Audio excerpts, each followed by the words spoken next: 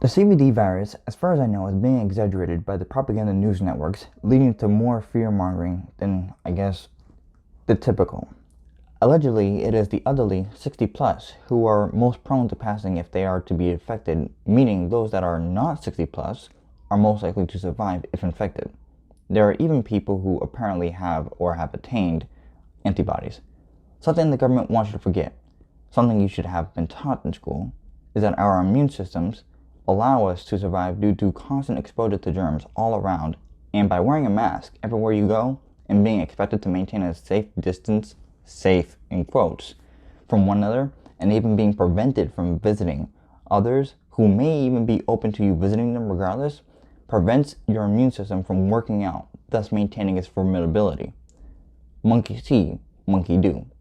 Or in this case, monkey hear, monkey do. Despite the fact, not that this should even matter, that government agents, manipulators and enforcers alike can't even adhere to their own policies that they expect to enforce. They say only essential businesses will be allowed to stay open, while others are threatened with violence if they stay open or even attempt to reopen in the midst of their lockdown. However, in reality, there is no such thing as an essential business, only essential items, and even what is considered essential is dependent on the subject and reason. We are already victims of extortions. Every paycheck we receive, every year we own a home, every time we sell anything or drive a car we buy, the government takes advantage and tries to profit off of it. If the government has to threaten you with death or kidnapping, of course using euphemisms to cover the depravity of their behavior and actions, then they will. We the people have given them, the authoritarians, the statists, the tyrants in blue, all the leverage. We give them our money, our firearms, and our obedience, just for the safety and liberties they pretend to care about when in fact they are the threats to it.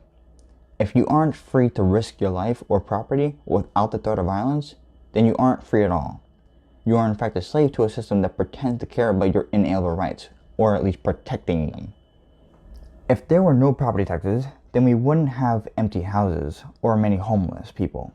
If there were no entitlement wages, then the homeless could actually pay for a decent meal. They can enter the competition, learn new skills, and find a new place to live, even if they initially don't earn enough to pay for internet, electricity, or a phone just yet, as long as they have a roof over their head. Government manipulators will tell you you have the right to earn a decent living, inevitably resulting in a guaranteed subsidy through customers and clients to many businesses as they may increase the cost of their products. I can get into more detail about this, but the video will become longer than I'm willing to make it. Taxation is a euphemism for theft. Laws are just opinions enforced and backed by the threat of violence, and government support is just someone else inevitably being coerced into being the source of support for those that pray to it. All that being said, here is my advice to everyone worried about the next crisis, the next threat. Prepare, whether it be about a personal emergency or a public one. Also save for emergencies, and even if you think you've saved enough to last, keep saving. If you don't stockpile endlessly, you may end up like those who complain about not having enough. This helps homeowners who rent out. This helps business owners who may have to temporarily close up. But no matter what, you should be free to risk your life and your property, and anyone else who engages with you should be free to risk their life. For the only threat to one's well-being that can never limit one's options is threat from nature itself. It is only when the government interferes that you are given an ultimatum that does not encompass all the available options you have to choose, but manufactures them by limiting them. It is the government that undermines the legitimacy of contract and impedes absolute freedom.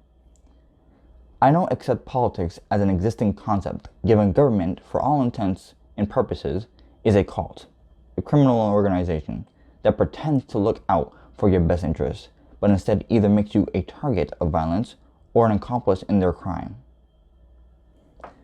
That is it for my video, and I guess the truth that comes around to how we should be handling ourselves in this virus pandemic. Other than that, feel free to comment, share, and subscribe for more randomness along the way.